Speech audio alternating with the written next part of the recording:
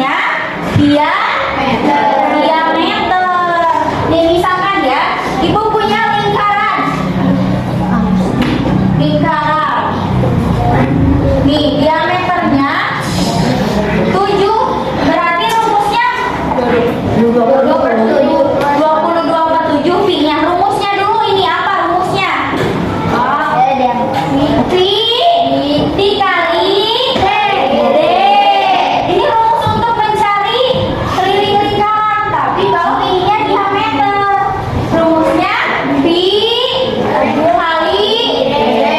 Untuk penulisannya pi D, tapi aslinya ini gini, pi dikali D. Kalau 7 berarti pi-nya berapa? 22/7. Diameternya 7. Nah, ini rumus apabila keliling lingkarannya itu yang diketahuinya apa? Diameter.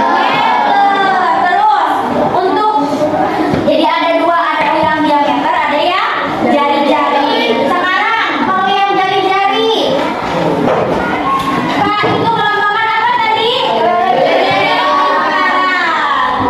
Karena jari-jari itu dua kali diameter, artinya berarti jari-jari ditambah jari-jari berarti jadi berapa?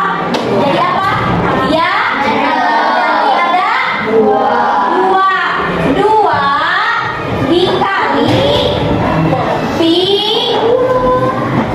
dikali berarti 2 dikali pi dikali berapa?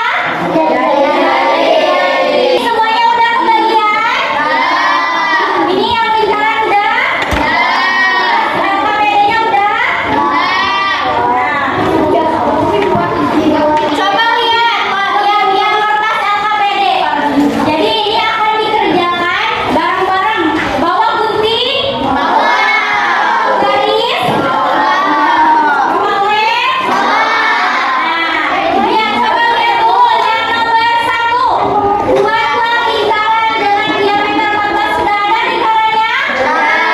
Terus bagilah lingkaran tersebut menjadi 2 bagian yang sama dengan cara membuat diameter. Coba penggarisnya keluarin dulu. Sama satu orang aja digarisinnya.